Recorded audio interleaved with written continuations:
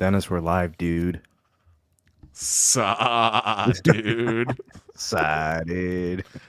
Sorry, a little behind the scenes banter for y'all, and sorry for the confusion. We were having some issues with Restream and had to switch over to StreamYard.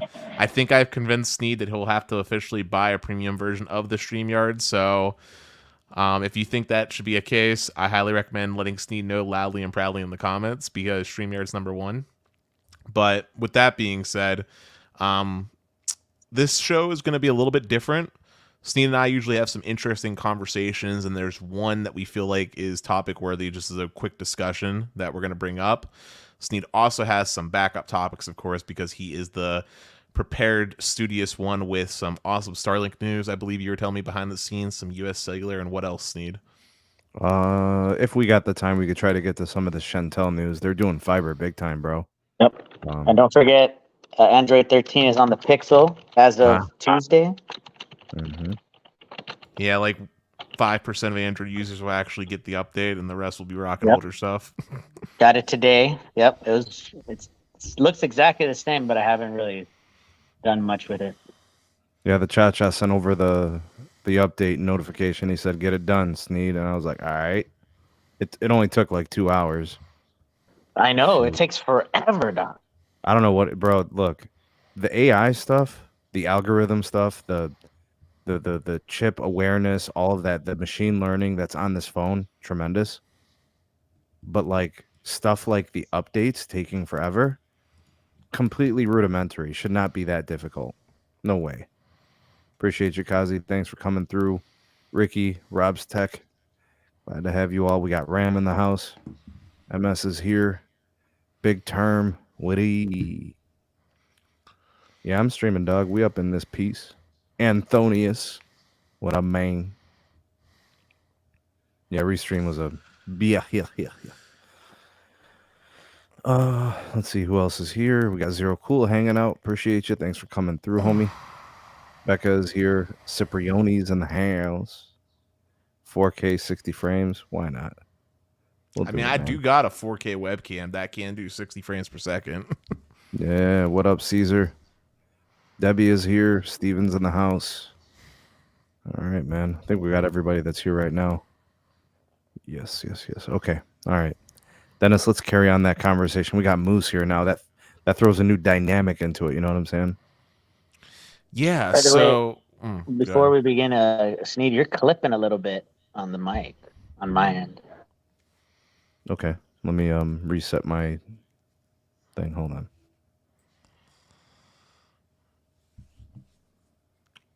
So while you're resetting, don't forget to unhighlight comments.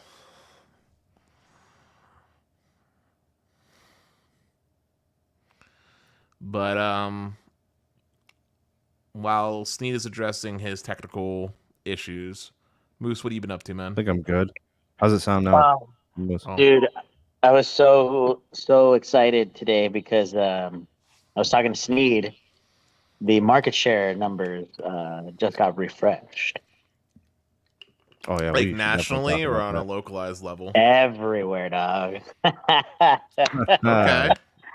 Okay, dude, well that kind of leads into a good conversation for what we were talking about. So, Moose, since you got this spicy hot data, tell me what Pittsburgh's looking like, because when I last spoke with you, you blew my brain a little bit by telling me that Verizon had 45% market share in Pittsburgh proper, 10% Xfinity Mobile, and I think it was like 25 or something AT&T and T-Mobile, something like that. Yeah. So let me put it out there this way. I'm very shocked. Actually, no, I'm not shocked, and I'll tell you why. Verizon reported insane consumer losses, right? And I'm not surprised in where they came from. They came from markets where they're leading the market, right? So over 40%, over 30% market share, right? Actually, this is going to surprise you, but there's not one market where Verizon is over 50% anymore. That's a good thing. That is a really good thing. Well, hold on. That's not a good thing in the sense from Verizon, right? They want to keep that market position. Yeah, but I don't care, man. You know me. No, I know. You don't care. But these people clearly care. Like right now, the way that it's tracking, by the end of the year, Verizon in Pittsburgh area, right? They're going to be less than 49% market share. They already are less than 49 from what you told me. 45% proper Verizon, and it's 10% to Xfinity. Granted, I know Xfinity uses Verizon, but technically speaking, it's still not full market share, right? Right. Yeah. And then the way that it's tracking, you know, AT&T could be at like 26% by the end of the year in Pittsburgh, you know, total postpaid. But again, it's so wild, right, that these are all projections, right, by the end of the year. But the biggest one is what I was talking to Sneed about. In the CLE, right, it's not an issue of network, right? It's never been an issue of network, okay? It's always been an issue of costs. What am I getting for what I'm paying for? You've been saying that for a long time. Yeah, Moose, you've been saying that for a while. That's not new. You have been riding this one for a minute. You're sticking to your guns, and it's kind of happening, right? Well, because the projections don't lie, man, right? So Dennis, so far, and I remember last time we spoke, we said, and I went on record saying that this quarter Verizon will be at 500 net losses on the consumer side. And it's tracking to be actually even more than 500,000 net losses.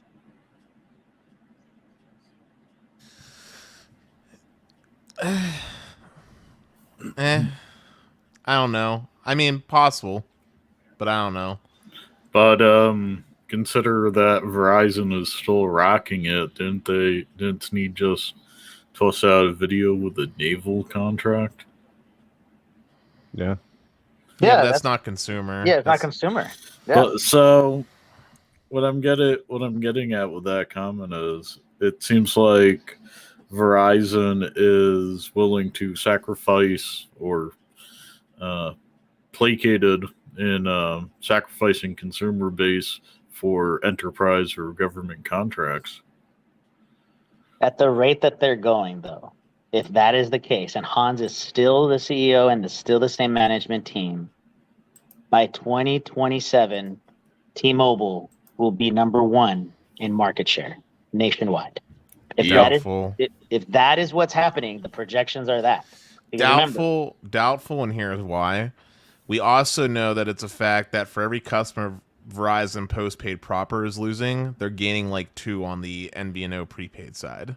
And the 2 that they're gaining are typically coming from their competitors like AT&T and T-Mobile. But those don't count to Verizon numbers. Those count to cable MVNO numbers. But the reason that's an important thing is Dennis, those are enterprise plans. Listen, you're missing my point that I'm trying to make here.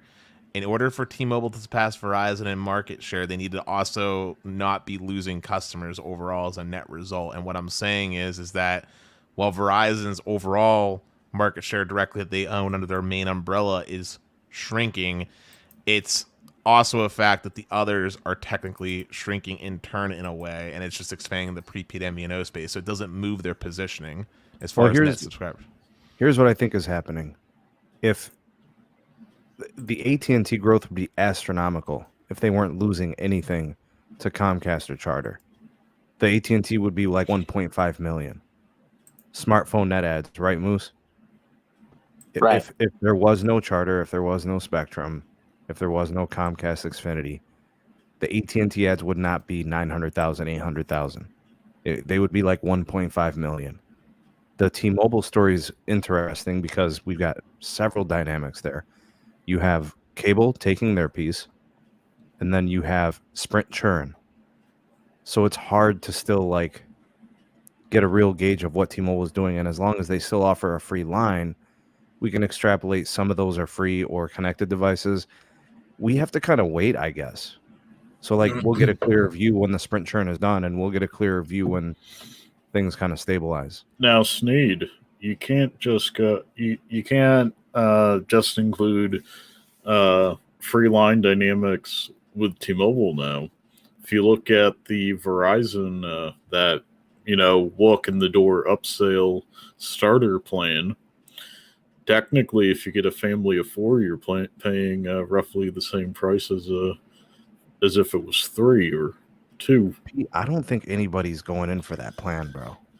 I don't think so either, but if they report numbers on it, we'll also have to be saying that, hey, Verizon got some numbers with free lines. Pete, we gotta get someone on that call, that earnings call for Q3. And the question has to be to Hans, how many lines did you add on that Welcome Unlimited plan? Yeah. And if they can't answer it, then we know it's nothing. You know, I mean, if the quarter ends up being losses, then we have our answer. And if the quarter is gains and ends up being 30 to 40%, that's a whole lot of free lines. But anywho, I have a question for the panel. This is a question that was discussed by me and Sneed in private, which is, I believe I worded it to you, Sneed, as is, which network do you think is going to be the 5G leader, essentially, at the end of this all being said and done? I think is how I phrased it to you when we were talking in private. Does that sound about right? Mm-hmm. Yep. And I believe you said that your pick was Verizon, with your underdog pick being AT&T, correct? Yeah, I think you look at it now. I mean, T-Mobile's got the mid-band deployment. They're way ahead of everybody. So it's like, if I pick them, it's like, well, that's not really saying much because, I mean, they're way out. Like, their POPs coverage is, what are they at, 260 on the 5G UC, 260 million POPs. So if I pick them, it's easy. That's an easy pick. You're just like, oh, I'll just pick the leader of today, right? But the reason I want to pick Verizon is because I think they're actually doing a true layer cake. So if you go to a city, if you go to a suburb, even in rural America, when you look at 200 megahertz of N77 and CBRS deployments in rural America, that's why I think Verizon, to me, is the most likely winner in most places. It's even hard to say national. The only way anybody becomes the best national 5G network, you just count the number of markets you're considering and see who's got the most markets. What else can you do? Yeah. And I understand your logic, but I do disagree with you slightly. And the main reason for the disagreement, what it had to do basically with the three main things that I think we all agree that a nationalized network needs in the country, and they are spectrum, towers, backhaul. Verizon lacks on the backhaul aspect of things. They're going to be number 2 in backhaul. AT&T is going to be number 1. Right, but if we look at like their pacing of increase, right, it's probably like 1% that they're adding per year. It's a very slow increase. Yeah, it is. So like, for them to get to the point where they're even matching AT&T today is going to take them like another 20 years. I don't think they'll ever match AT&T. I'm saying present AT&T, not future. I'm saying to get to the point where they have 50% of their cell sites connected to their own backhaul. At the rate that they're going, it's going to be like another 20 years.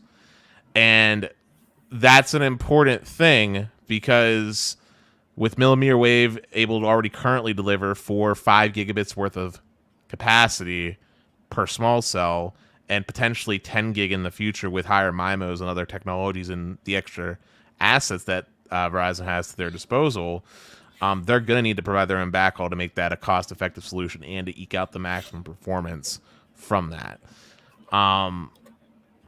Also worth mentioning, and this is something that's going to really determine whether or not Verizon actually has the chance to be the 5G leader, is what happens with 12 gigahertz. I talked to you about this before, but if AT&T manages to get their hands on a deep swath of that 12 gigahertz spectrum for wireless use, I believe it puts them in the perfect position to be the 5G leader without question, because they will end up having the most mid-band spectrum out of all the carriers.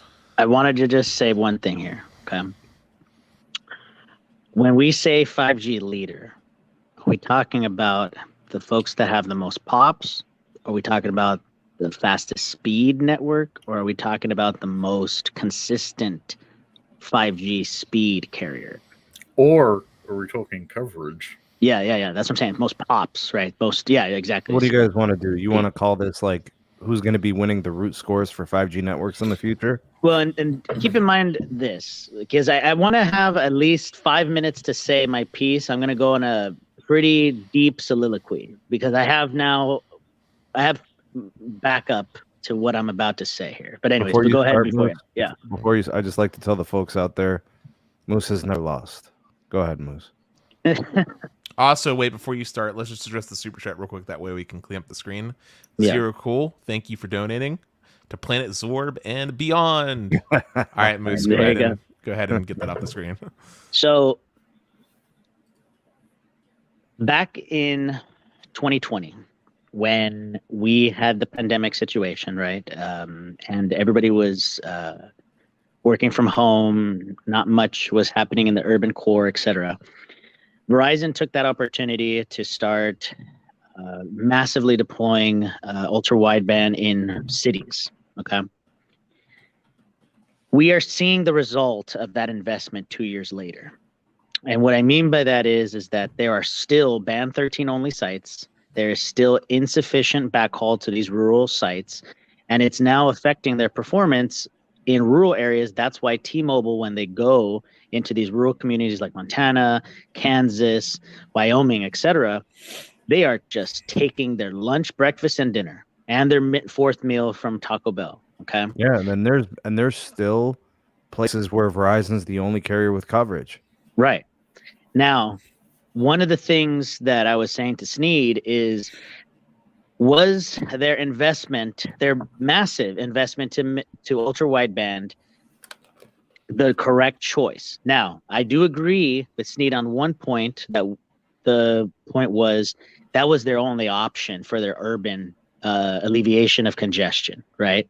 However, we are now seeing that all this investment has not paid the same ROI that they projected.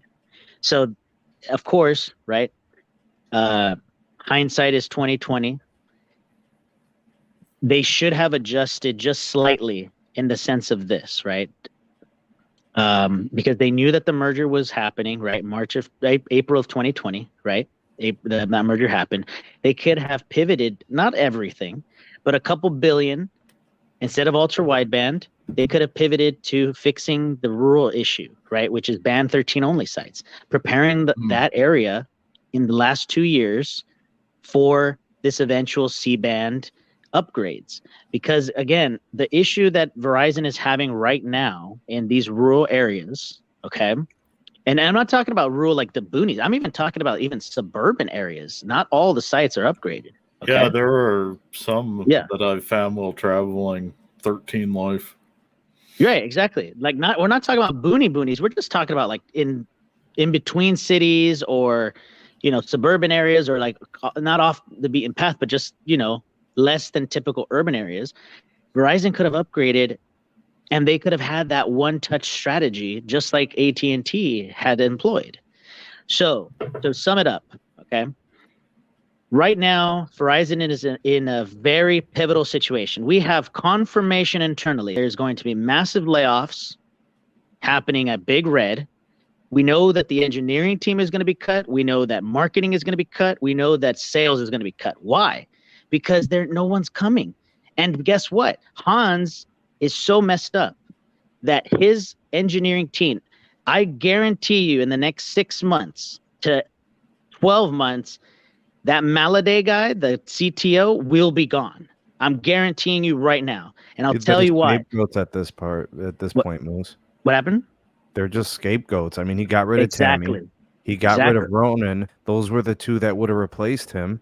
So who's left? The last person to blame is the freaking network guy. That's it. Well, anyway, so that was my soliloquy. I want feedback. It's basically like this. To sum it up in a TLDR, Verizon's strategy is not paying the return on investment that they anticipated. We're now seeing it 2 years later. And T-Mobile's strategy has seemed to bear better fruit in the rural and suburban areas. So I like the 5-minute segment piece. So I want to give Pete a 5-minute segment piece because I could tell you want to talk, and I'll do one, and then Sneak could do one. I actually first want to start it off with a question regarding: can we call Verizon a layer cake with their DSS low band? No. So, my opinion is we're still in the infancy of deployment. How long did it take for those who can remember LTE to start the ball rolling on rollouts in the market? 3 years. Took 3 years for LTE to become mainstream. Yeah, and what I'm getting at is in my market, we were using 3G plus on Verizon for 4.5 years after they deployed it on the in the New York Metro, the LTE. We're 2020 into 5G. Well, and our radio deployments.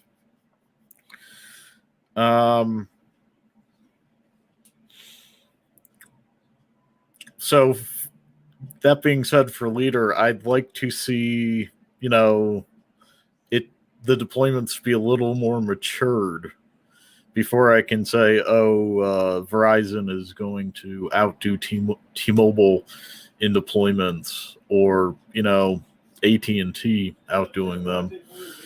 I will agree that at the moment it seems like T-Mobile's approach for 5G deployment seems to be working better. You get the N71 about half, 3/4 on air in the NR radio, and about 100 megahertz, 60 to 100 of N41. It does seem to be working. Okay, so I'm going to give my 5-minute. Oh, God. Last thing I'm going to say, I'm still in the wait and see before I can say who does it. All right, I'm going to give my 5-minute stance. So my stance, if we look at current assets, and is that T-Mobile has the most potential to be the 5G leader, specifically because of the fact that they had a lead on their build out, and because right now they do have a very strong mid-band holding, which for the United States I think is going to be more meaningful over the coming years. Small cell deployment with mmWave is absolutely a big component of 5G, but it's something that is going to take a much longer amount of time and requires more improvements to make it even more meaningful, to really eke out the performance and range and propagation that would be required to make it as beneficial as it can be. That being said, AT&T, depending on how things pan out, if they do get aggressive with the 12 gigahertz spectrum, would instantaneously be the one that could be the leader, because they've already done a lot of the harder work for what's going to be required for a 5G network. And that has to do with the backhaul. 50% of their towers are going to be fed by their own fiber, which is But Dennis, will the government be subsidizing their 5G climb? It's hard to say, but even if the government doesn't, I think that they have more than enough opportunity to take on new debt, thanks to offloading a lot of that old debt from the DirecTV merger in Time Warner acquisitions of content with the spinoff of HBO Max Discovery Plus. So I think that if they had to, they would take out more debt if required. But I'm saying that if they get that 12 gigahertz spectrum, that's going to put them in a very comfortable holding and help fix the problem right now that they currently have with their C-band holdings and their what do we want to? I mean, C-band's a bigger thing, but the DoD spectrum, the fact that they have this weird carrier aggregation issue going on, if they can get a big swath of the 12 gigahertz and have deep channels, that would basically fix AT&T's main issue that they've been facing. They already have a pretty good tower grid from a mid-band propagation standpoint, so not much work would need to be done as far as adding additional cell sites, unlike maybe T-Mobile, for example. And, you know, basically, short version, backhaul is going to be the deciding factor as far as 5G networks go. You can have a ton of spectrum, but if you don't have the backhaul to feed it, then it doesn't matter. And AT&T right now is the only one that has that amount of, that has taken the initiative of making the focus of deploying their own backhaul. Verizon, as much as we praise them for having their own backhaul to some extent, it only makes up maybe like 18-20% of their network, and it's mainly laid about on the East Coast, completely disregarding all of rural. And other factors, such as the fact that they're trying to focus very hard on the fixed wireless selling, just like T-Mobile, is going to require additional spectrum and demand and upgrades, which is going to lead to congestion that's already being seen in certain areas, versus AT&T's taking a strictly mobile wireless approach.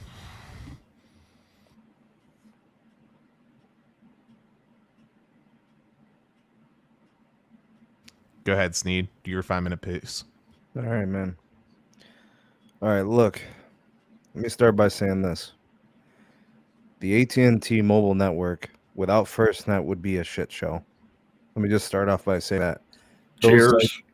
Those sites would be worse off than Verizon's Band 13 only sites because they'd be just like them. All right, so thank goodness for FirstNet for AT&T. You get Band 14, you get full modernizations on every single site. It's like magic. Backhaul, the whole shebang. Next piece. T-Mobile. Probably the most flawed license holdings in the country. The 600 megahertz is a nightmare. The 2.5 gigahertz is a nightmare. They are doing miracles to fix those problems. That is probably the biggest thing I could commend T-Mobile for, is taking the scraps and the leftovers of everything and turning it into something useful. And they've done a great job to do it. That's probably the biggest thing they've been able to do. They're doing it now, right? And Spectrum Auction 108 and buying the 600 megahertz from Columbia Capital and so on. Literally a miracle. They're making it. It's turning out perfect for them. All right. Verizon had one mistake, and that's not getting more AWS. Their problem is they have too much market share. That's why those sites are all congested. Bottom line, AT&T doesn't have enough share in those places. T-Mobile doesn't have enough share in those places. It's not necessarily Verizon's fault if the market share for Verizon is 53%. But they do have to support their network, and they're responsible for that. So neglecting and leaving Band 13 only, that's on them. Now, another thing I will say about Verizon, right? They're culpable here. They have to upgrade those sites. They have to split cells, do whatever it takes to support their clientele. So if they haven't, then it's on them. Now, to speak to the modern era, nobody is upgrading sites faster than Verizon when it comes to N77. In my market, for example, Verizon's going to have more N77 on air probably in the next 90 days than T-Mobile has N41 in the last 2.5, 3 years. That's just fact. That's what's going to happen in the next 2-3 months. Nothing short of a miracle. Same thing I said about T-Mobile. Same thing I'll say about Verizon's N77. I've never seen anything like this before. I've never seen a mid-band build this fast. AT&T's is fast, but they're starting later. You know, so it's like, you know, they had like a 2 or 3 month jump. I started seeing Verizon's upgrades in like Thanksgiving of last year. I started seeing AT&T's upgrades in like March, April. See what I'm saying? So what AT&T is matching them in terms of pace, but they started later in the race. You see how they're all problematic and they're all flawed? Yeah, it's really hard for me to say who's going to win. I'm just saying, hey, Sneed. I'm looking at CBRS, I'm looking at C-band, I'm looking at mmWave. To me, those are all difference-making layers of speed. And when I look at T-Mobile, I see the TCS holdings. I want to see what that looks like because I think that's a game changer too, the N25 piece. Yeah, but Sneed, would you agree with me that the carrier that has the most backhaul for themselves and the most mid-band spectrum is going to be the overall winner? It's a big part of it, but I'm starting to see T-Mobile upgrading backhaul in certain places, which surprises me because they don't do it here, but they do it like people are showing me, Dennis, like 1.6 gigabits per second on N41. And that's only 100 megahertz on air. So when it's impressive. So like if they're willing to scale that and pay, I can't sleep on them. But they're not going to. That's the thing. By them not owning their own fiber, they're not going to do that. It's economically infeasible for them to ramp up backhaul literally across their nationwide deployment like that.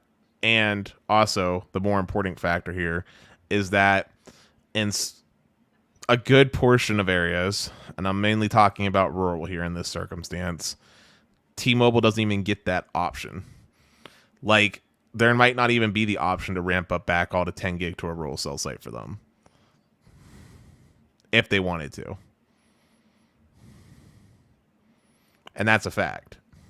So, Sneed, going back to your T-Mobile is making something decent out of scraps.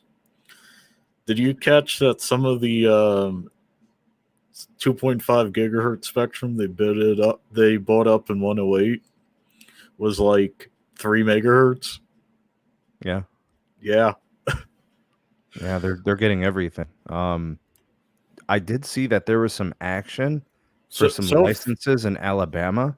So far, they've grabbed, I think it was, wait a second. Well, Pete, what I was saying, there's some fixed wireless players giving them some pushback in Alabama.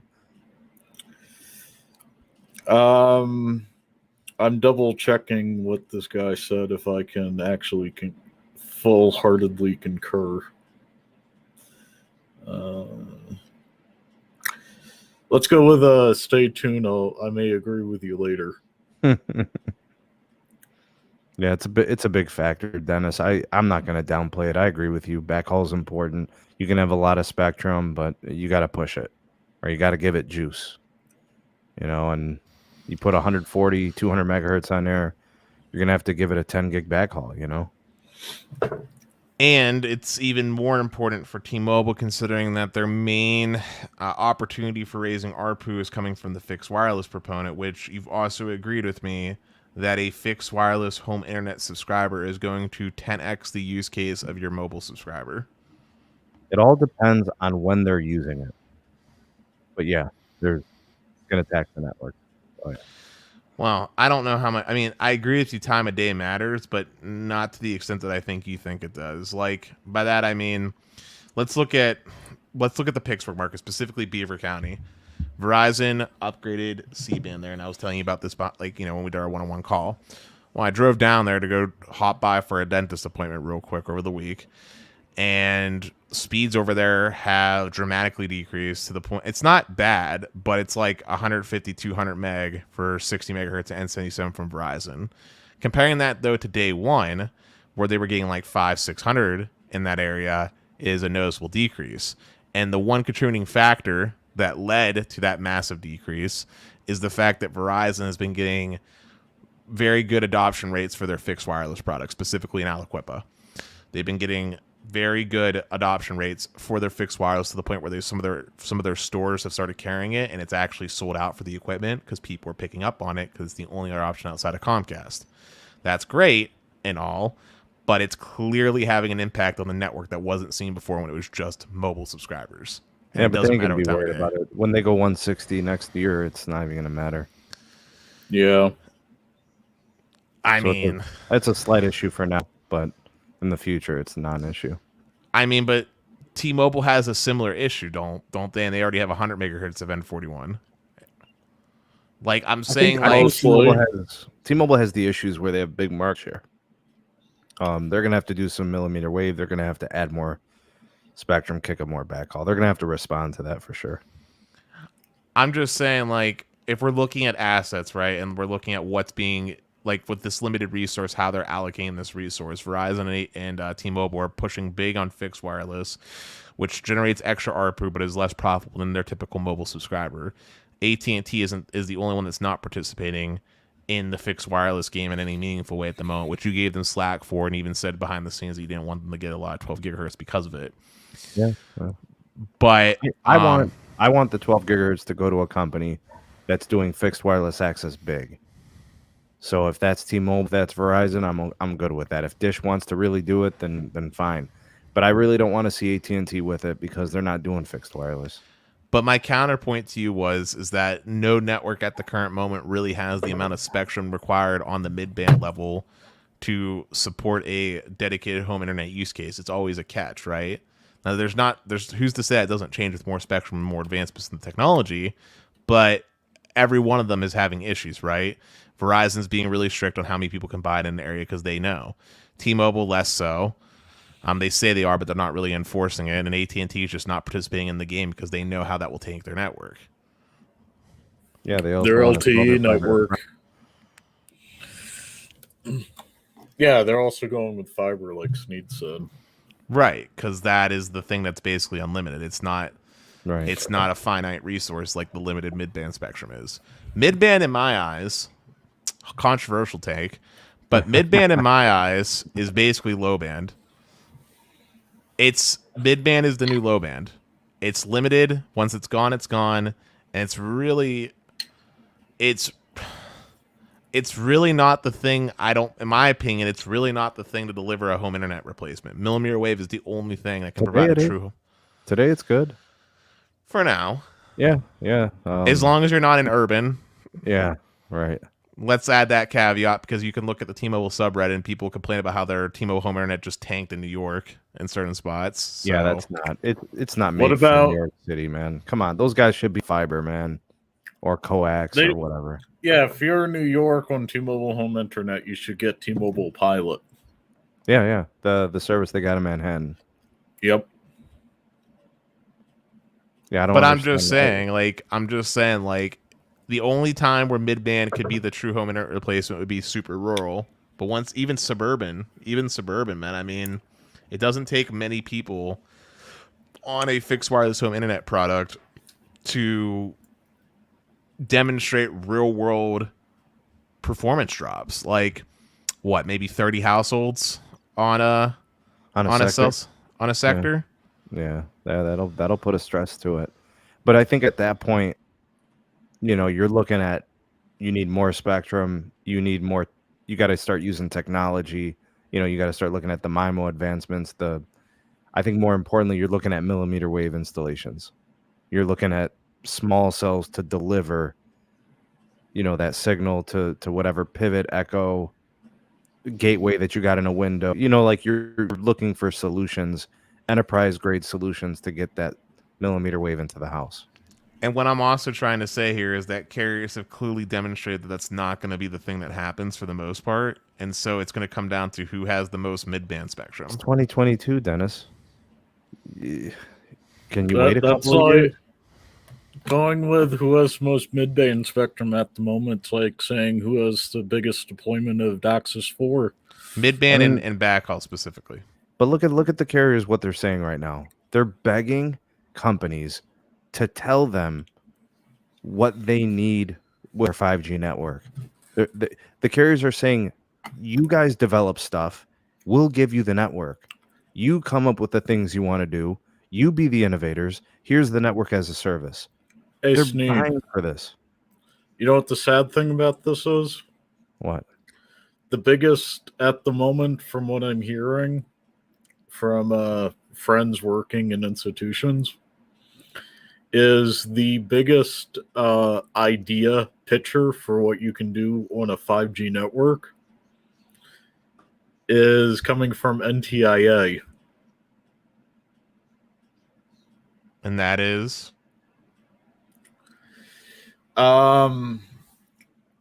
Repurposing previous spectrum usages, which were used for specific things in public safety, to work on a shared mobile network frequency with cell towers. Every other thing I've heard is basically, we can do faster internet now, which quantifiably is still an LTE mindset.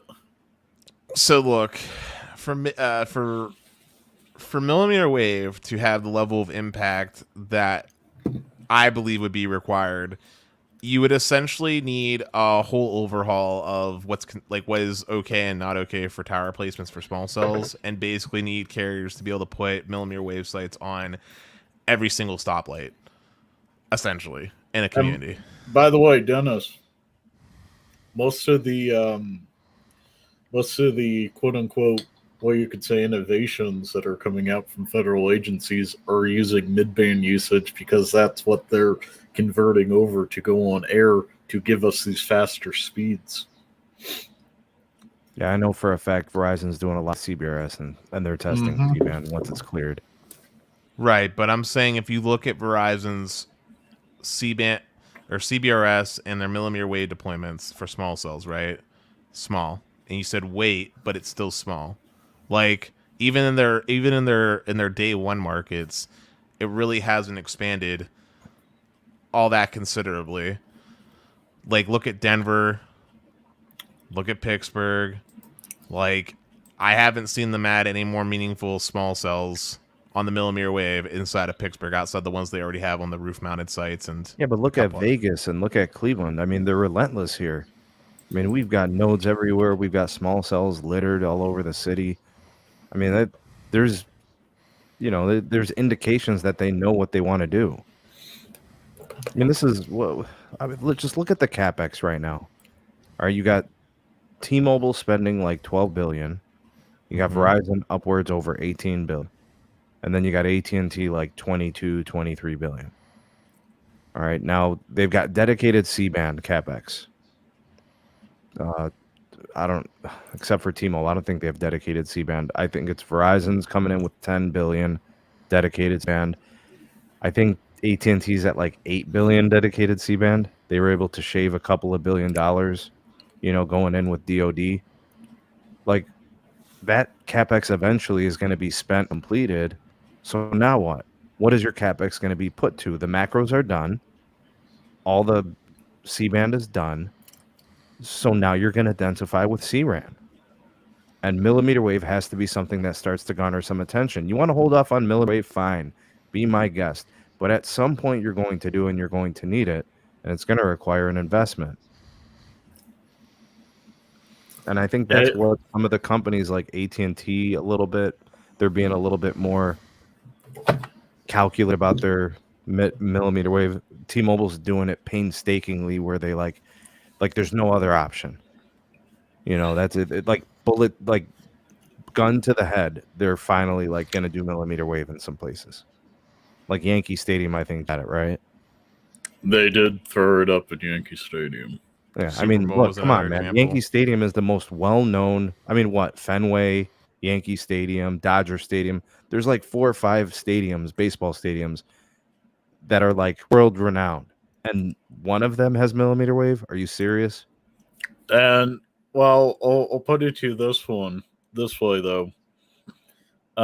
Yankee Stadium is the one with the largest capacity out of all of them and is consistently full. So, but that being said, they should get off their ass and put it in the other 29. The MLB partner, right, Pete? Yeah. And we pushed Verizon on the same, we pushed Verizon the same way. You said you're the NFL partner. You better get millimeter wave in every stadium then. Yeah, you're the MLB partner. Give us a millimeter wave in all the stadiums so we can do augmented reality stuff on your network when we're in the stadium. Home run derby in the aisles and stuff, Oh yeah. Hey, Green 9227. Thank you so much for the a second super chat of the night. Yeah. After Zero Cool. Yeah. Says, I have a S22 Ultra on a tower site that has both N77 and millimeter wave. My phone seems to always connect to the N77. Is there a way to force it to connect to millimeter wave instead? Do either of you know how to... would this be a band select inside the Samsung phone? Sneed knows the shortcut by heart.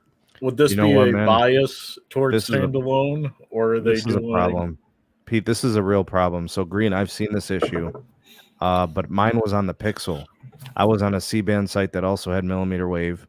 And actually, 2 sites I tested this on. I could not force millimeter wave. I airplane moded it. No, it prefers C-band. And I think the reason it prefers C-band is the quality of the signal. I think the RSRP is higher. I think the SINAR is cleaner, and that's why it'll prefer that connection. I think Verizon was wise to do that because you'll latch on to the N77. You'll drive away, walk away. You'll go indoors somewhere. You'll maintain that connection through it. So, unfortunate, but I think there's going to come a point where they're actually going to probably provision SIMs and phones to primarily look for millimeter wave on specific sites. So we'll see how that turns out. Carlos is coming in a little angry about our sentiment for the stadiums. I can't highlight it, but if you want to highlight it, you can. It's not about, it's Carlos, you've been doing this a long time. It's not about you having 2 gigs per second in a stadium. It's you and the other 40,000 people needing 2 gigabits shared at the stadium. You feel me? So if I'm sitting at a Yankees game, I'm watching what's on the field. I know Aaron Judge gets announced. I want to be able to look down and see that StatCast stuff on the phone and maybe do some what ifs when the pitcher steps off the mound to scratch his balls. By the way, Enwar chimes in with another super chat saying off topic, but any thoughts regarding me moving my 4 lines from VZW Playmore and my Comcast internet service for T-Mobile Business Ultimate plus their fixed wireless? That's based on market. Would you agree, Sneed? I would explore it though. Yeah. I'd be looking at it because here's the thing about the Business Ultimate. That's what the Magenta Max version of Business or whatever. Yeah. With all that sweet hotspot. Yeah. Like you're getting huge like features in that, and you're getting like the best allowances, right? Like video playback is going to be the highest. Lots of hotspot data. If you can use those things, then it's pretty nice. The fixed wireless, that's kind of up to you. I mean, uplink on fixed wireless, you got to be close to the site. So I don't know what that's going to perform like. It's because you got the question about capacity. The Comcast internet, as long as the infrastructure is good, stuff's updated. I mean, it's going to be better than a fixed wireless connection. Unless you're really close to the site and you can get 100 megabits uplink, the Comcast is probably going to be a little more consistent. Although each of those lines, I believe, gets 100 gig of hotspotting too. I mean, my personal stance is if you're going to go fixed wireless, go with Verizon's. It's the most home internet feeling. Yeah, but you see what he's trying to do. He's trying to bundle them to save some money maybe on the home internet. But he says he already has 4 lines of Verizon Play More, and I'm saying if he wants to bundle, I'm saying go with the Verizon fixed wireless for $25. I bet you. All right, so that's worth it to explore it, but I bet you it's not offered where he is, because he probably would have thrown that in there. Anwar, as long as you know, like Dennis is saying, to explore Verizon too, because they sell it, and they would give 50% discount on the home internet too. So also, maybe check your address. Here's a third curveball to throw in. Possibly the consideration of just getting Xfinity Mobile 4 lines for $120. Yeah, so you would bundle with them, and then you could just basically have Verizon on a QCI 8, right? Yep. Yeah. I mean, he said he has 5G both on his house, like on his home site. So that means even if he's connecting there, what would he be paying, Dennis? $130 for the Comcast internet, and then $120 for the mobile for 4 lines. So maybe just say it's Comcast. But he should get a discount off the internet since he has the mobile. What do you think? $30-$40? Depends if he gets into a new contract and promo. If he stays out of promo, then it's probably just like $10. But if he goes into like a contract again, he could probably get it down to like. He could probably do something like $80 for gig, or actually, yeah, like $70 for gig if he does auto pay with it too. So like $70 for gig plus mobile at like $120 for 4 lines. Yeah. And gig would give him like 1,200 by 35, or with over provisioning 1,400 by 40. Yeah, you got stuff to explore, Anwar. And if it's just cost, you pick the most cost effective way. But I also think you'd be wise to test some of those things. Like you've already tested Verizon, you know what that's about. So switching to Comcast, you kind of know what to expect. The T-Mobile piece is a wild card. I would recommend trying their, what do they call that, bro? That trial thing you download the SIM or whatever. It's called dang, I used to remember. But he follows up with a $5 super chat saying he just wants to get rid of Comcast. Terrible service of price also for VZW, and VZW isn't available here. The T-Mobile, so the Business Ultimate, just an FYI, does not include taxes and fees, but the internet does.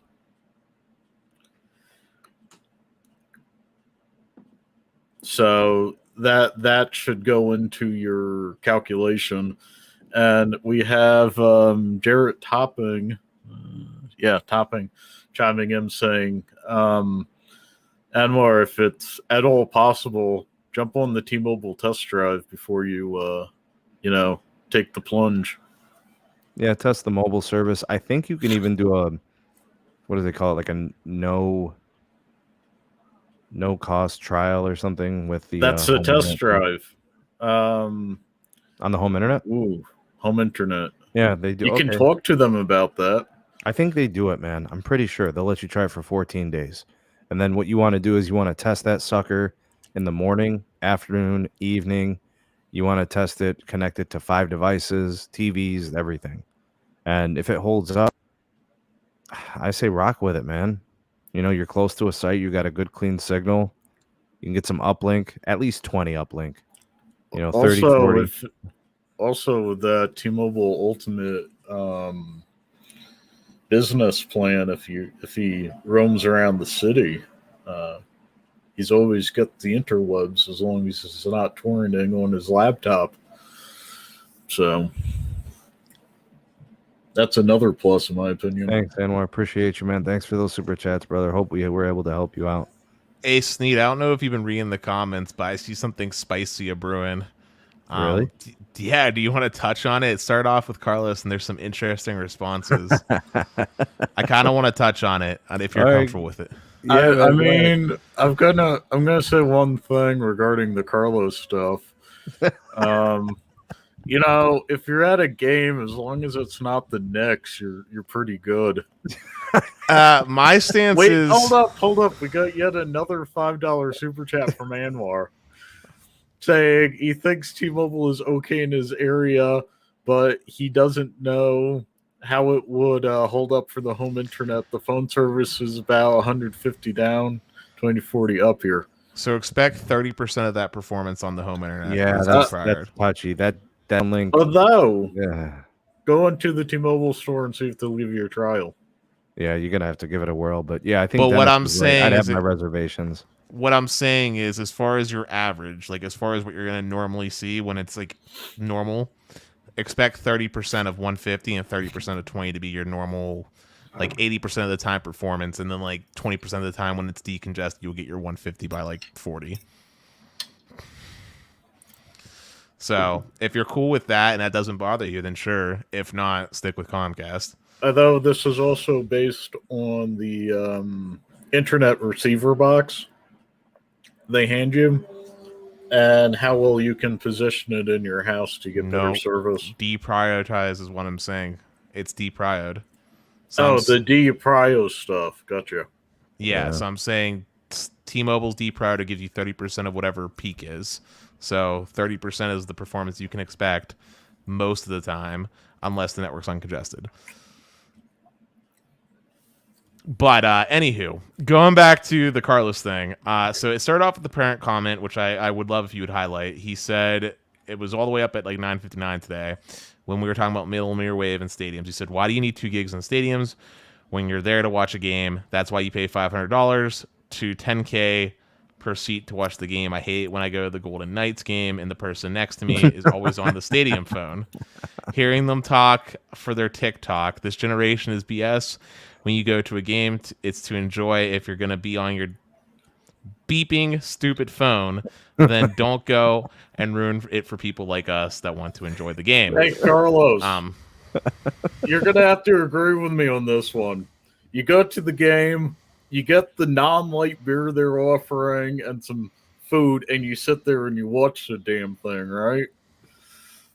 So I'm gonna say some very callous things, and I hope I don't make Carlos too mad by saying this, but it goes in two parts. One, if someone has a problem with me being at a phone at something I paid to attend, that sounds like a them problem. And then number two, stop being a public nuisance, Dennis. Well, it's my right to be on a phone. If I want to record something for Snapchat and share it with friends, like, yeah, I'm at the game, that's a me thing. And then the second part is where we start getting into this conversation about because he says like I don't want to go to games because people are on their phones or whatever, and there's people talking about like adding disruptors and stuff to jam people. Jamming is illegal. That's a big no-no. And the FCC has issues with it. And yeah, I mean, if it's such a problem, then don't go. There's going to be more people that are going to be on their phones waiting to buy tickets to go, which is needed to keep your favorite sports teams alive, than if you try to tell people not to be on their cell phones and tell them to stop going, because then your sports teams go bankrupt. So, hey, Andre chimes in with a $5 super chat saying he was told most AT&T DSL will be converted to fiber. I was wondering if we know that's true, because he really hates that Cox. Look at what companies do, not what they say, and the answer is that's totally not true, because AT&T has been selling off their DSL left and right to third-party firms. Yeah, thanks, Andre. Appreciate it. I wouldn't hold my breath, man. I don't trust AT&T to upgrade all their DSL to fiber. I would say they'd probably do it a less than 25% rate. Hopefully you luck out and it comes your way, but keep hope alive. Let's just put it that way. But yeah, I hate Cox too. They're the worst. They're like the worst ISP in the country. Anwar is chiming in again for Dennis with a $5 super chat, saying in the low stream you said AT&T is the worst network for the Android. What do you think is the best network for the iPhone? AT&T. AT&T is the iPhone network, period. There's a reason why it's a blue bubble. And thanks, Anwar. I appreciate all the super chats, man. Thank you, guys. Thanks, everybody out there for super chatting. To kind of speak to like Carlos's thing, in terms of like the games, people being on their phone, it's not a phone problem. It's a rude person problem. Like it's that person who's willing to be disruptive at the game. They'd be disruptive in another way if they didn't have a phone, right? They would be playing with a yo-yo. They would be messing with their beeper. They would, taking off their shoes and putting their feet on someone's chair. Like those people are just rude. It's not, like I said, it's not a phone thing. It just happens to be a phone, but it's they're just rude, inconsiderate, and they're disrespectful. But and how does it's not because of the phone? The phone just happens to be there, for what's going on. But hold up, how does being on a phone equal to, like, okay, if someone's recording a live stream on their TikTok that they're at a baseball game, how is that disruptive to you if they're recording it for their TikTok or whatever? I could see it being disruptive if I'm sitting next to somebody who's leaning back, putting their phone in like circular motions, trying to show their background, and then narrating while I'm trying to watch and listen to the game. Yeah, that's disruptive. I could see that happening, Dennis. Like I could see it totally being in the intrusion of people's space, being annoying, obnoxious, and I could see that. I've seen it. That's how I know. I've seen my students do this in the middle of classrooms. They'll start doing a TikTok in the back of the room. I've seen this. It is disruptive. So, but it's still not the phone that's the problem. It's the person being rude that's the problem. It's not the phone itself. It's that making a stupid decision and being disruptive and disrespectful. So, my favorite thing to do with a phone at a baseball game is periodically, if I'm like, wait, that looked like it was out of the strike zone, have the MLB at-bat app on my phone, and I can, look before the next pitch. Yeah, that was actually low. Why is the ump calling it in the strike zone? Are you gonna have a problem if someone's just texting the little number that they have on the little spinner to get your text messages on the board? No. How about if there's someone that's just tweeting out what's happening? No. The whole game. No. What if it's just a live stream without narration?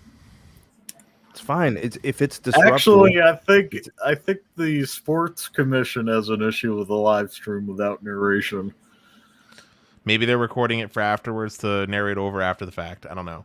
Point being, like, I'm just saying, like, rude people are going to be rude, like you touched on. Phones aren't, in those circumstances, I'd say 80% of circumstances where someone's just on their phone, they're not being a disruption. Like, even if I saw someone talk about, like, watching content out loud with, like, the speaker volume, even if that happens, it's probably not going to be that bad because stadiums are loud. I doubt you're going to really be hearing that over the screaming of the audience.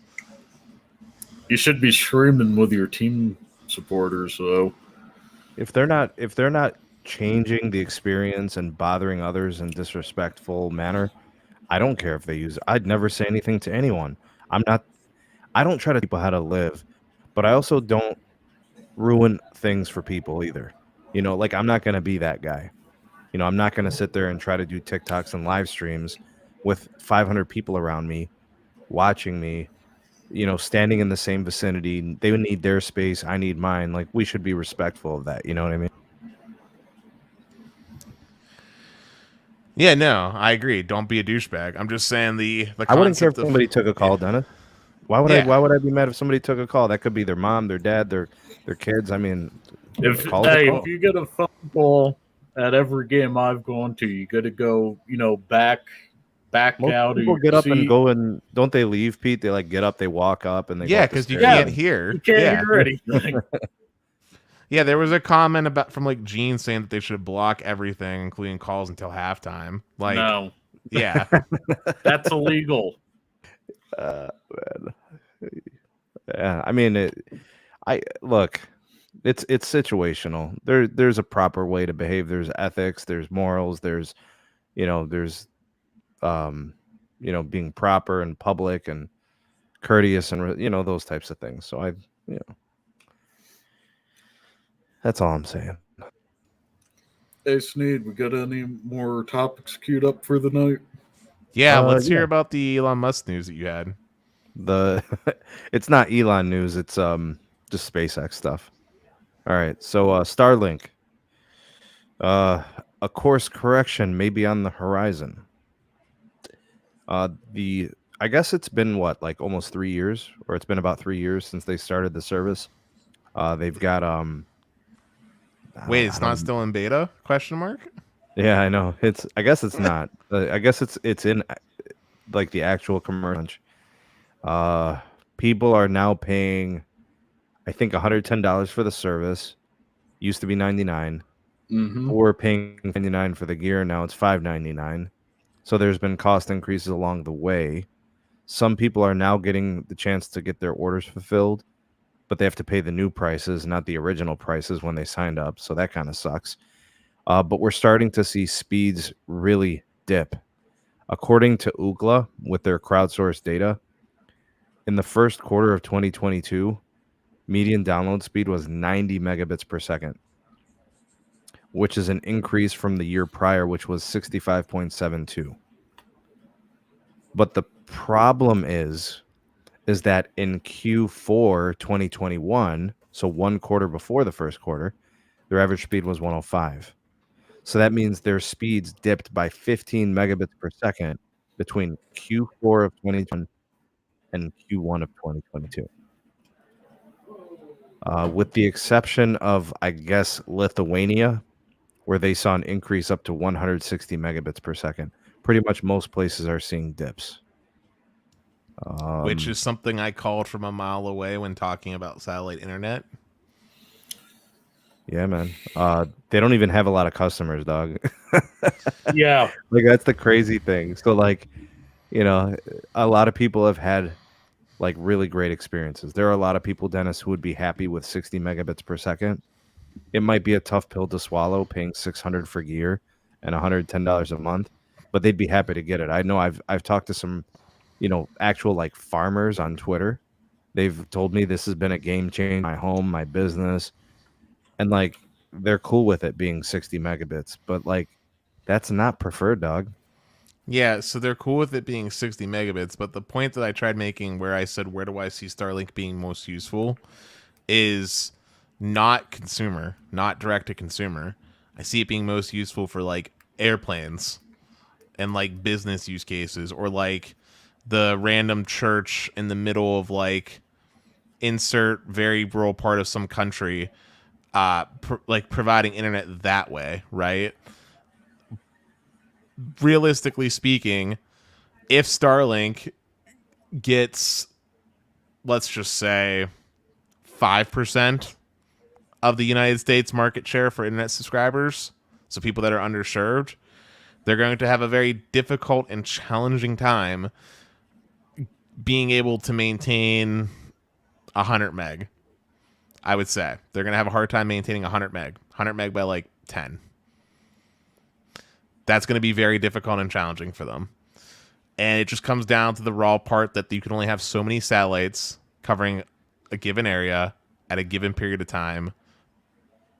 And satellites only have so much capacity for a given area at a given period of time. I think the most disrespectful thing, Dennis, the fact that Starlink is now pushing their premium service, which is like 5 times the cost, and they're willing to guarantee people like 200-300 megabits per second. Like, that is absolute blasphemy. We've been listening to Elon Musk talk about how he's going to save the world, he's going to connect the world, he's bridged the connectivity gap, and now he's going to sell the premium service before he gives the regular service to others. He's going to sell the premium service for $500 a month. Sneed, this is sounding like my view on what happens when you can prioritize data speeds. You can end up with the fast lane and the dead horse lane if nobody competes with you.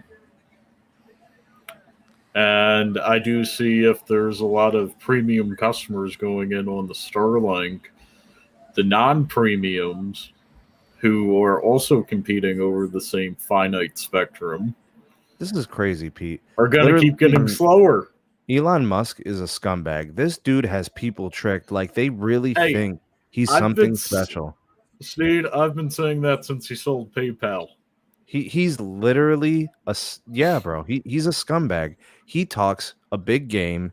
He says a lot of things. He stirs up the pot. He, says and does controversial things. He's literally like a TV show. He's like an actor. He's a thespian. This dude is a joke. No. I've tried to support the cause. I've tried to be supportive of Starlink. Dennis knows, Pete. We've rooted for it to succeed. But when you do like this, when you can't fulfill orders for basic service, but you want to go ahead and push the premium offer, dude, screw you. Don't describe him as a thespian. So everything you just said, Sneed, that energy that you just kept, that mindset that you feel right now in your heart, that's how I look at fixed wireless as well. I don't, man. I see fixed wireless helping a lot of people, man. Yeah, but you said the same thing about Starlink before all this happened. My thing is that fixed... But they're putting fixed wireless everywhere, connecting all types of people and giving people second and third options for price pressure. This guy is doing none of that. This guy is putting service in place where people can afford to pay $500-$600 a month. What you mean, Dennis? How is that like fixed wireless? For now, they are giving you price pressure and price competition. But mark my words, and if I'm wrong, I'll eat a beanie. Mark my words. Beanie, Dennis. I'm just saying, when you get more options, you're winning, dog. Yes, but mark my words. The moment T-Mobile gets the chance to start making fast lanes with guaranteed speeds on their network, you're going to see higher price tiers offered, and the slow lane, as Pete put it, is going to be the one that suffers.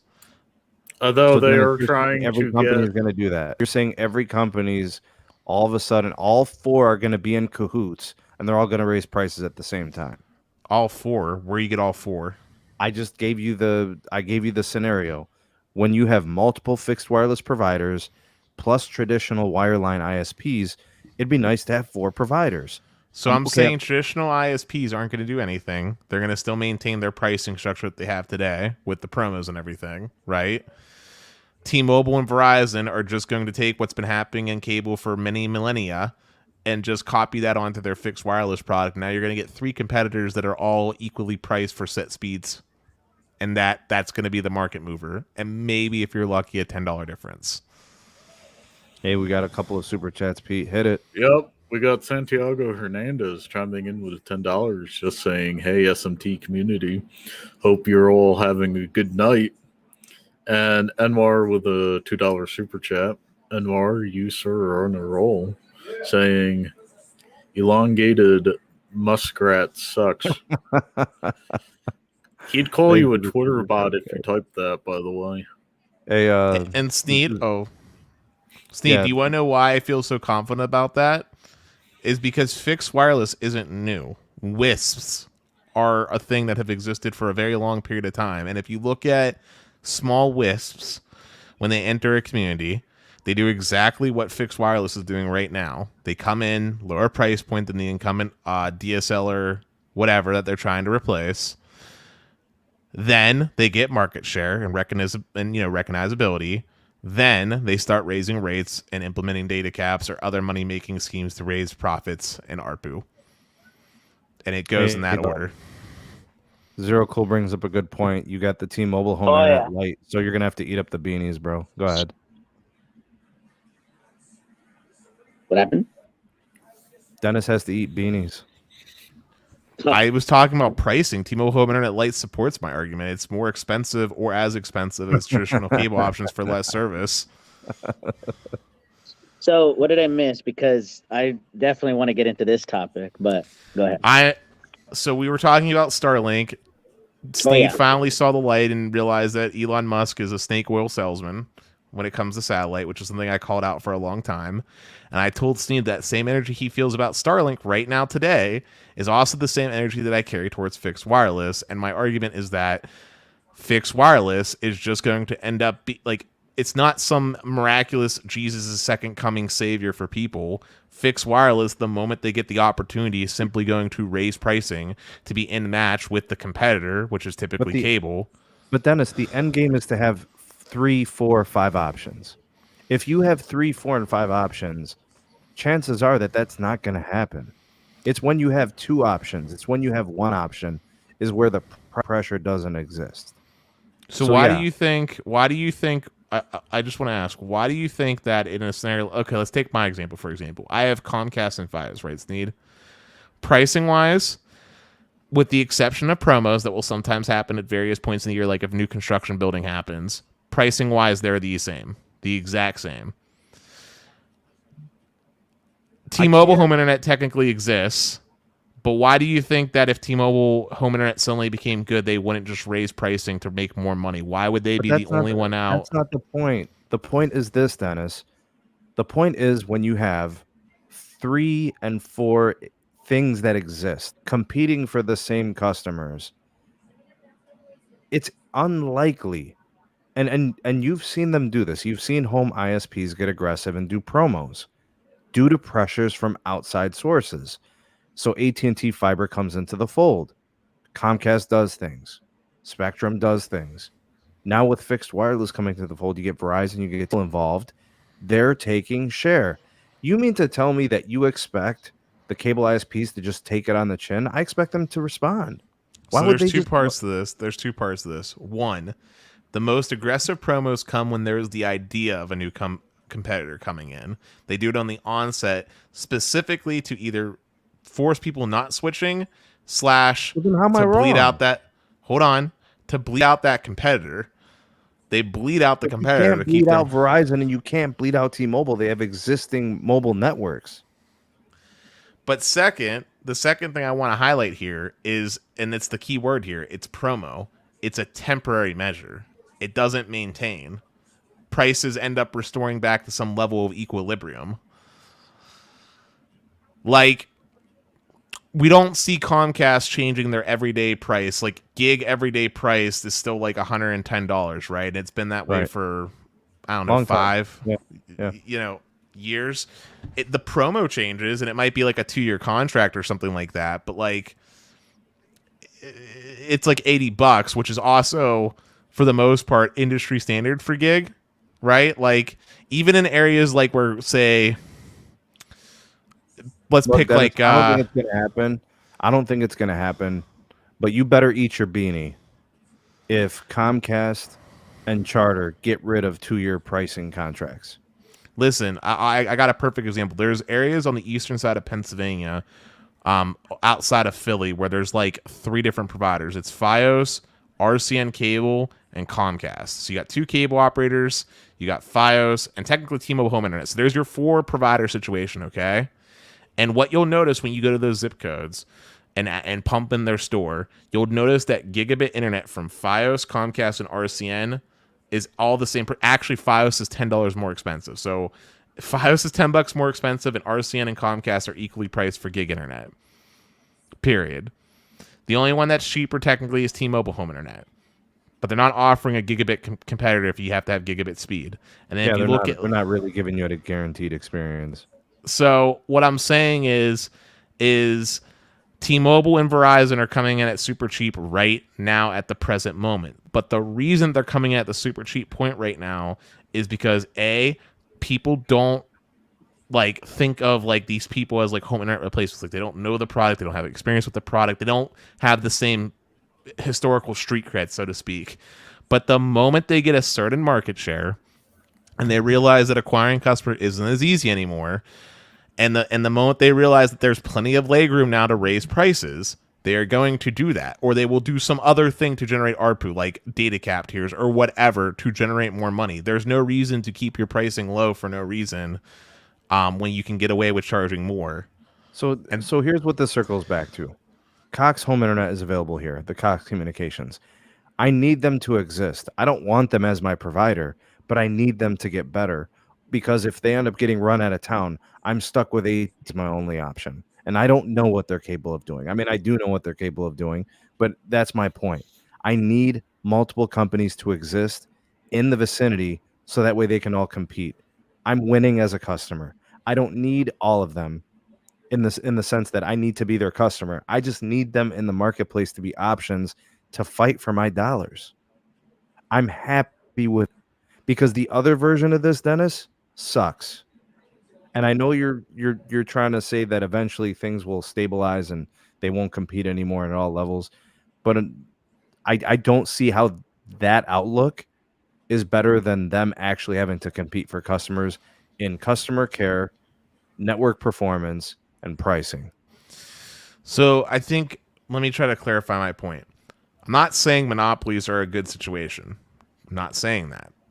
I'm also just trying to say that, like, this concept of competition, you have more options, but it's kind of like when freaking Trader Joe's or Costco's or something like that does private labeling for like raviolis, right? It's still raviolis, you just got a different wrapping paper around. Like ravioli gang. It's the same thing that you're eating at the end of the day, right? A gig is a gig regardless of who it comes from, right? Do you get what I'm saying? Yeah. And the price of a gig is pretty stagnant. It's $80. And a monopoly the only thing that the competitor is doing in that situation is preventing a monopoly scenario where they can raise pricing to wherever the damn will please. Yeah. But it's not. But it's not. It wouldn't be 80. It would be 150. But it's also not pushing prices down, is the other part I'm trying to say. Like, all it's doing is ensuring that pricing doesn't skyrocket to ridiculous stances, but it's also not bringing pricing down. That's awesome. I love it. It's keeping pricing down, because prices would be $150. But it's not bringing pricing down, is what I'm saying. It's just keeping pricing at some stagnant level. In the same way that we... How is that not good? I don't understand how paying $150 for gig is better than paying $80. I'm not saying that it's not good to have something in place to stop pricing from rising, but I'm also trying to explain to you that it's not the outlook that I'm hoping for from quote-unquote competition. Like, in a truly competitive space, right? In a truly competitive space, internet would be treated like a commodity, like toilet paper. And by that, I mean, like, a 100 meg connection would be like, I don't know, $20. right? Like that's what it should be, and that's what it's kind of like in the rest of the world, right? But we don't get that here. 100 meg for most people is going to be between $60 on average, I believe, is what the data shows, statistically speaking. Yeah. And also statistically speaking, internet and data costs have actually gone up with time, not down, which is the opposite of what's supposed to be happening, despite there being more quote unquote competition than ever. So like, I'm just saying, like, we're not necessarily getting the results, and I'm saying that it's not going to last long enough, and T-Mobile and Verizon fixed wireless aren't going to get enough market share to actually change. It's more likely that they're going to just fold into the continued status quo, essentially, of how things play man, out. We got a super chat from EM Tech. Appreciate you, man. $2 more super chat from EM Tech. Yep, he says more option leverage to abuse pricing. So I want to just mention something that I was also speaking to the Cha-Cha earlier this week, is that since C-band got turned on, Verizon's average download speed has gone down. Now that was shocking until, right, we remember that the way that I see it is like this. As more and more people see the ultra wideband indicator, they get curious and they will start doing more speed tests to see how the network is in that area. I anticipate, obviously, that once they go to 100 megahertz channel in that city, it will increase again. But by the time that it will increase again, there will be more home internet customers. So that being said, the only carrier right now that I see from a fixed home internet solution that has a run rate after this auction will be T-Mobile, where they're going to be able to give that unlimited option to more folks. But here's the trade-off. There will be eventually a cap of how much capacity one cell site can have. And I actually have a theory that T-Mobile is going to start doing split sectors on their band 41 deployments. So imagine a typical cell site, there's 3 sectors. They will have 6 sectors. So in one sector, one area will be looking like, let's say, southwest, right? That sector that is looking south will then look half of it southwest, half of it southeast. The northeast sector. What's going to happen to the CapEx, Moose? Can you talk about that? Well, the CapEx is going to have to, increase slightly to add an additional antenna, and also to deploy another crew and then change the azimuth. Because I'll tell you this, they're going to have way too many spectrum, megahertz, and their radios are not going to be able to be sufficient enough. So they're going to have to split radio. That's why they're going to need that additional antenna. So that's just my 2 cents, and I wish Zero Cool was on because I could easily, theorize about this. But Pete, what do you think about this, man? It's happening. Also, do I have time to read this $20 super chat from Pete Fox? Absolutely. And then we could touch on Andy Green's comment. Says, good to see the gang all together tonight. FWA is allowing customers and small businesses to get better deals. I recently leveraged the competition in a previously Comcast-only location for better terms and pricing. Yes. So that is 100% true, Pete, and we do hope it maintains. Moose, they are planning split sector. Yeah. Don't know how much it's going to affect the CapEx, but I'm expecting we are going to be seeing some, if they bend and do MIMO correctly on that, some positive increases over what people in Michigan are seeing. So, touching on to Pete's comment a little bit here, and then we'll touch on Andre's, excuse me. As far as leveraging, it only works if the pricing is lower and it's fairly comparable.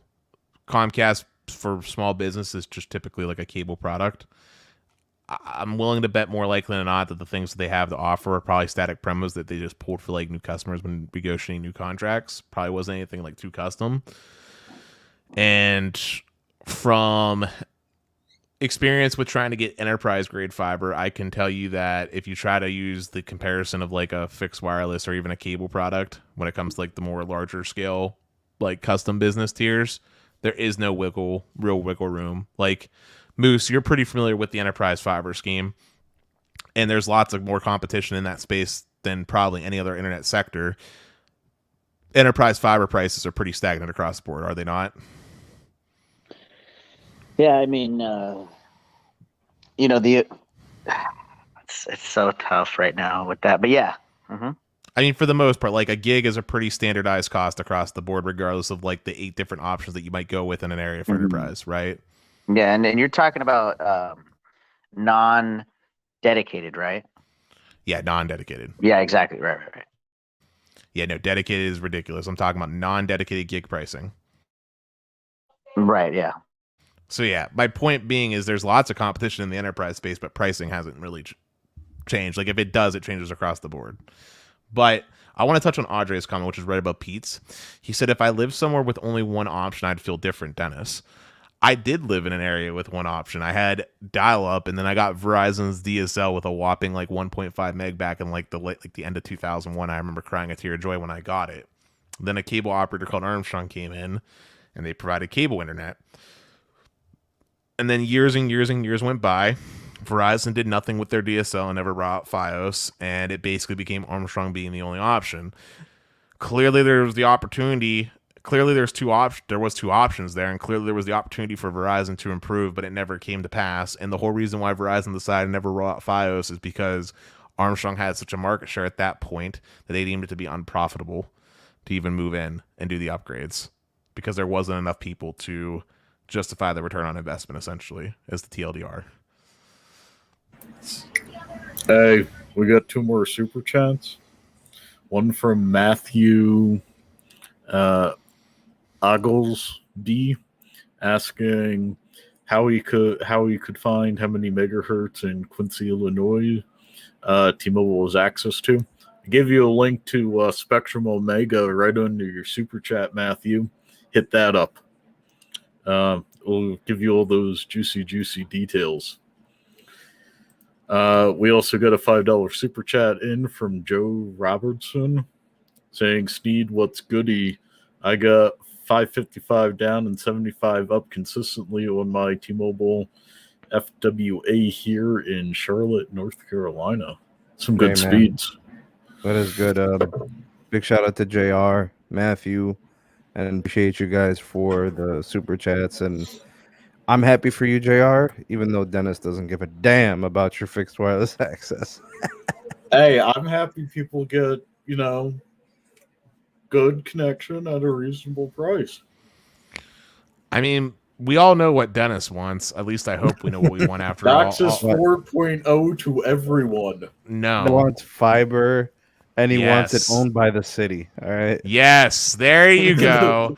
There you go. That's the end game that Socialist Dennis wants. State-owned, publicly ran fiber. There's your real competitor that controls pricing in the market to ensure that prices get driven down and don't go above a certain point. That's how you do it. Yeah. No, seriously, I'm not joking. That's how you do it. Dennis. I'm with you, bro. I wish that was the case here, but these AT&T and Spectrum and these companies, they made it illegal. I'm just saying that's what Dennis really wants, and anything away from that is just repeating history. It's the wasting of taxpayer dollars to have a repeat in history. Like, we've seen how this storybook plays out. We have. I mean, look at I'll give one more case in point example. We put up the holy grail for AT&T fiber, right? But AT&T fiber, when they come into a market, Sneed, what do? Come on, you have to know. What do? What do you mean? When AT&T fiber comes into a new market, what do they do? When they first enter a new market, what do? I don't know. I'll give you the answer. They come in with new customer pricing to attract X amount of customers to start gaining some market share and crazy advertisements with Visa cards. So you're telling me 5 years from now, They won't be doing the same things. Hold on. After they get the customers in that given market, then they raise pricing and get less aggressive with the promos, and it just resumes at that standard rate. Unless so what do you some think I'll be miraculous paying event 5 years happens. from now, Dennis? 5 years from now, what do I think you'll be paying for gig? Yeah, I'm paying 60 right now. Are you on a promo? No. There's no promo for 60. No. You're just on 60. $60. And what's Cox charge for gig? 100 something. Is that without promo? Like with promo, what are they charging? You know what? Let me check, Dennis. I haven't looked in a long time, man. Let me check. Whatever Cox has for gig for promo is what AT&T will raise their rates. It'll be whatever Cox's promo price is. Got me curious to see what they're doing these days for pricing. So if it's $70 or $80 with Cox for gig, that's what AT&T's goal will be. They'll do the boiling frog approach with it. All right, I'll get you the price. All right, they offer. Where the hell is the pricing?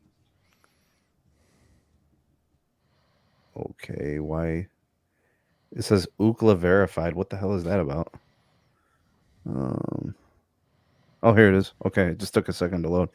All right, they have $50 a month. You get 100 meg down. They don't mention what it is for up. It's called the Essential 100. Probably 10, I'm guessing. Yeah, probably. They have the what is this? It's called Preferred. You get 250 down. It's the same price, $49.99. All right, that's a special offer. So that's your promo. So the everyday is the $50 for 100 meg. The entry level promo, they'll give you $250 for the $50. It's 2 years, 24 months. Okay. Ultimate 500, it's $60. Cool. And then gigabit is 70. That used to be 110. So that's they dropped it. Yeah. They dropped it once AT&T came here. So that's what AT&T will charge for gig is $70 then. Oh, here's the deets for you, bro. 1 gig down, 35 up. You get 1.25 tera. If you go over, you pay $10 for every 50 gigs you use. Guarantee AT&T copies all that with the exception of the data cap. There's no data cap and there's no promotional pricing on AT&T. It's a flat fee.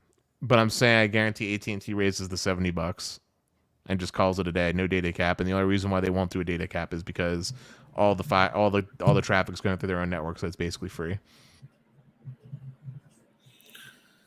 Hey, you too. Got 2 more super chats that came in. Let's do it. We got what is this? Drive Tester US with $2 saying thanks for your channel and great discussion topics. Thanks, and buddy. Giuseppe, yeah, thank you.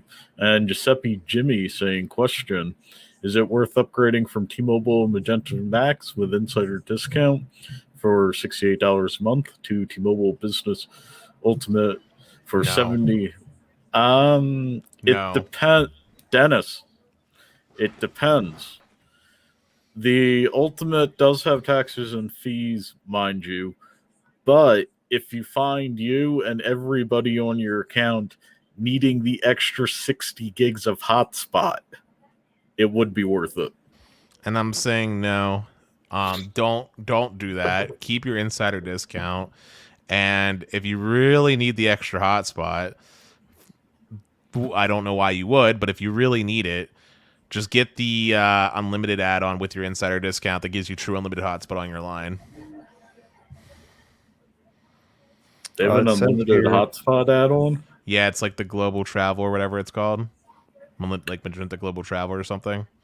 It says here, just a follow-up update from Andre. He said that's not including the modem fee. You can bring your own modem. You just need a DOCSIS 3.1 modem. Or 4. There's no DOCSIS 4.0 modems that you can buy retail. Well, future, you start looking at them when they're available. But nobody global plus 15 gigabytes. No, it's not 15 gigabytes global plus. That's 15 gigabytes for like international, but it includes unlimited hotspot. for domestic. I wonder how much it goes from $70. Well, what's the discount on Insider? It's 20% discount, right, for Insider? Yeah. So what's 20% of 50? That'd be 40. They make it down to $40, right? Yeah. Okay, so it'd be $40 added onto his 68. So he'd be up to 108. But unlimited hotspot. Gotta love it. I wonder what would happen. Sneed, I'm going to ask you a genuine question because I don't know. I have 3 lines with T-Mobile Magenta MAX right now with the Insider discount. If for some reason down the road I want to downsize to 1 line, would I lose my Insider discount? I don't think so. The Insider discount's on the account. It's not on certain lines. Pete, do you know? Just for double confirmation. It's for the account, not the lines. That's good to know. Yeah, the thing about T-Mobile is they're pretty predictable when it comes to stuff like that. Like those kind of things, they've always moved the same way, like the Insider discounts and free lines and stuff. You kind of know how they do those things. I mean, if you call them, you can confirm it, but I'm pretty confident in that. Okay, I might do that in the future once I'm done with like the free, like because like I don't. Where are the other 2 lines? Like, is that family? No, it's just they're all mine. I took advantage of that free line deal forever ago. Yeah. You never thought about like leasing them or whatever, selling them? I mean, no, because what are they worth? Like what do people pay on like that circled in service and all that? Well, I wouldn't want to do it because when you have access to an account, you can see like address, payment info, all that other jazz. Oh, so like you wouldn't do like a PO box or anything like that? I don't have one, but if I was gonna do it, I would do it with like people I trust, like Sneed. If you were like, hey, Dennis Boyo, and then if Pete wasn't hooking you up, if you're like, hey, Dennis Boyo, I need a Magenta MAX line. Can I have one? $10. Sure. And I would slide you. In fact, I was supposed to send you a SIM forever ago. It just never happened because I personally am still debating on seeing if I can afford just upgrading to Business Ultimate. What would it do to the account, Pete? Like, how much would it go up, like in terms of percentage?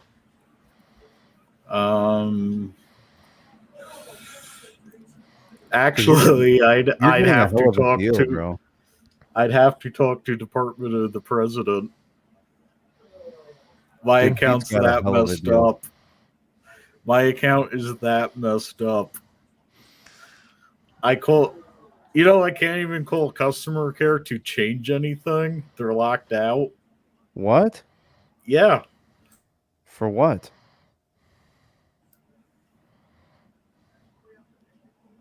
I'll tell you off the show. Damn. I mean, I've heard some crazy stuff from these carriers, strange things. I mean, I don't know. I guess you can't put anything by these freaking carriers and these corporations with their systems. Hey, I got a hot take. Actually, it was a positive mistake in my favor. I got a hot take. I got a hot take, and I want to hear what your guys' thoughts are. Do you think T-Mobile should just ultimately reduce pricing across the board like they would with Insider discounts? So Magenta MAX is $70. 2 lines is like, I don't know, whatever that is with the discount, $117. Just go that route, or would you guys be against it because of the ARPU impact for them? I don't have a problem with it. Well, I remember you guys had a big sentiment that you want T-Mobile to raise ARPU for more investments, and that was like a sentiment of the community. Well, the ARP, like for me, you've given people free lines for a long. Can't just take those away. Those people are going to become disgruntled, right? So at some point, you would just stop doing free lines. Like you wouldn't promote it, you wouldn't offer it anymore. Who's got them has it, and who doesn't, right? So like that would have to end. So moving forward, all lines paid, and then that investment needs to go directly into network improvement. And every set of radios and every set of antennas, every network investment, it's going to go a long way, man. That as long as their free cash flow improves, because you can invest back into the company, They want to talk us. They're talking about doing share buybacks. And I don't know, man. I don't think their network is good enough to start talking about share buybacks. They got Let a me lot of ask stuff the they gotta question a do. different way. Magenta Max, needing your eyes, what's the real value of that plan? T-Mobile charges $85. Do you think that's a justified dollar amount for the plan? In markets, it's worth it. You think it's worth it? In some markets, it's worth it. Where they're really good, you could say that's the best plan on the market, right? It's that, or it's the AT&T, the premium. So you think $85 is a good cost and doesn't need to go down at all? I personally don't think any carrier should be selling a single line of service for more than $60. Now you're getting more what I'm trying to throw down. Okay. Like take the best plan from any carrier, single line should be $60. 2 lines should be 50 each. Right? 3 lines should be 40 each. 4 lines or more should be like 30 or 35 each. Like I think single line pricing is an absolute travesty. I think it's thievery of the highest order. Like if it was just me and I didn't have my wife, my parents, my siblings, if it wasn't all those lines and I was just one line, I'd probably have Visible. I'd probably have US Mobile. I'd probably have or I'd be on someone else's account or something, like seriously. And I would give them the money for a year advance. I'd be like, here, let me be on your account. What do you want to charge me? $40, $50, whatever the multi-line would be. Boom. I'd pay them for 12 months. I'd give them $5. So here you go. So, in my opinion, pay $85 a month for a line, man. That shit's crazy, bro. Says that, and I've been doing that for like years. 75 specifically when I had OnePlus. But anyway, my opinion, Magenta Max, real world value for what the plan is today, and based off T-Mobile's network, I think it could command $70. $70. Okay, what does the Verizon command? What's up? What does the Verizon get more command?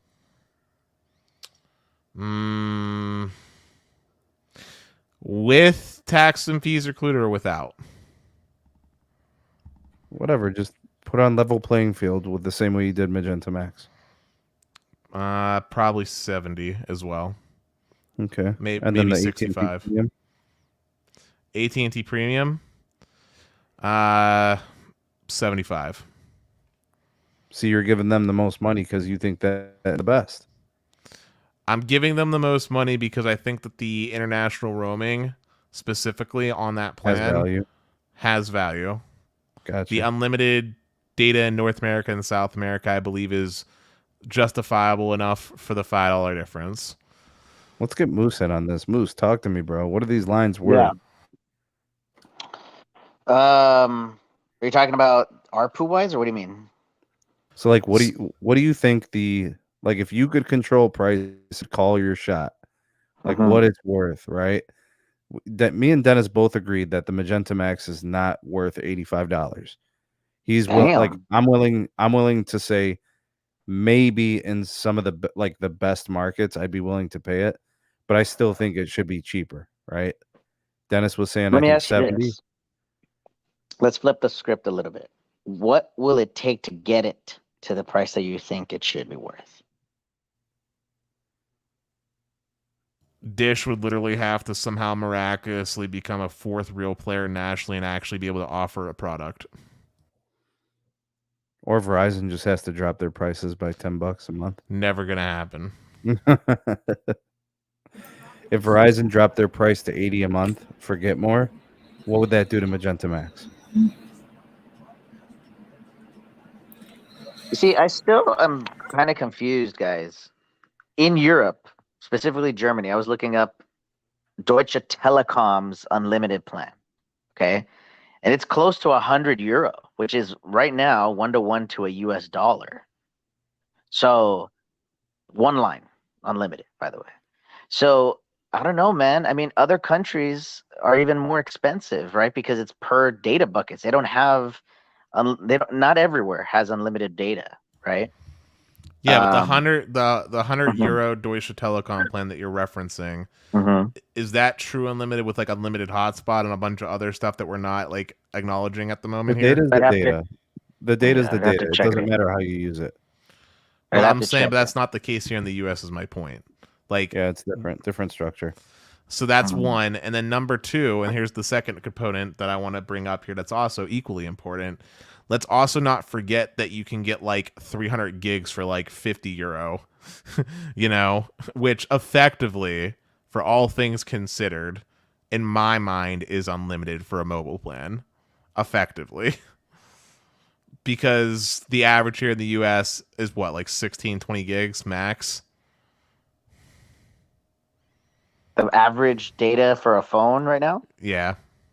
Ooh, that's a good question. I think that it's gone up from the 5G era.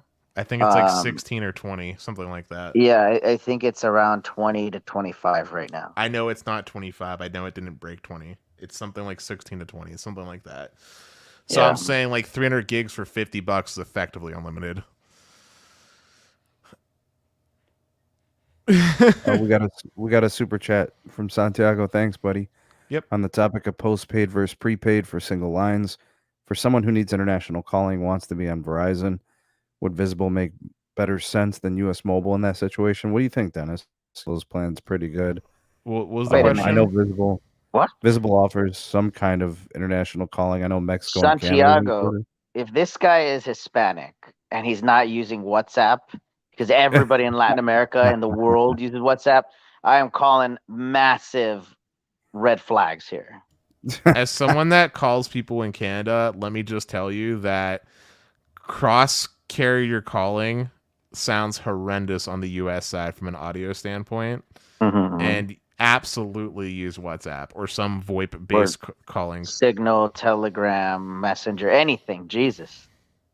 But that being said, if we're talking about which one's best, Visible would not be the move if that's important. I would recommend something like Cricket. What'd you say, Chacha? Yeah, I was going to say, we got to wrap up the show, man. It's already 11 in the p.m. Oh, yeah. But it's the weekend, home skill. No. The weekend's used for rest, Dennis, not partying. We're not young anymore. Yeah, what is this? We're not all of us are eating beanies on the weekends, Dennis. Sneed, before we got into these tangents and super chats and the huckster Musk, I did want to ask you, like an Android 13? I just installed it earlier today. I hardly use the phone. I got a fast question for you, Sneed. Did you download Visible Plus yet? No. Are you going to test it? I will. Are you going to compare it to Xfinity Mobile? I will. All right. I like Xfinity Mobile, though. I do. Oh? Yeah. Did you ever? It's almost as good as like Verizon postpaid proper. It's like 90% of it. What's it missing? I don't know. Just sometimes when I do the speed test, it's just like 10% slower. Actually, today, when I was watching some TV at school on my lunch, it buffered when I launched YouTube TV for like the first 2 seconds, and then I went back to normal playing. Connected to N77. My Verizon postpaid doesn't do that. So I don't know if it's routing or what, but it just something I noticed. It's done that a couple of times.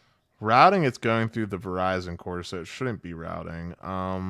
I wonder if maybe when you first loaded up, maybe your phone wasn't connecting to N77 initially, and maybe it was like stuck on. I've never had buffering on that cell tower. Like the carriers got good. They're good sites, so I was kind of surprised. Well, what I'm saying is because like your line, I'm looking at it, it's used over the 61 gig. It's a 61 gigs, believe it or not.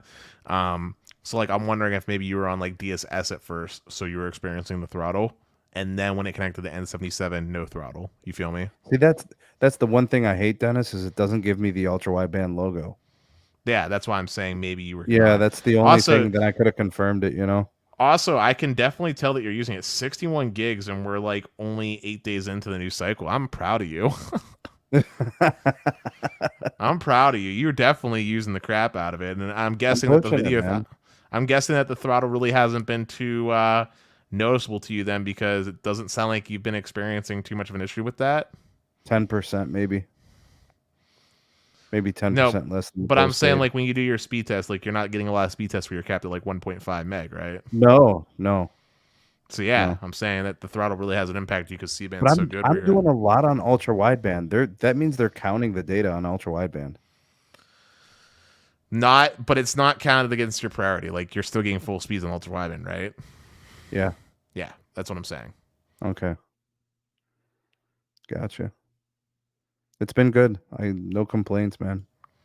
It's been good. I did a speed test on the LTE. I got 4 megabits per second on fast.com. So you're able to get like 1080p video. Even on like the CBRS where you're getting like 300-400 megabits on the ookla, you're getting like 4 megabits on the fast.com.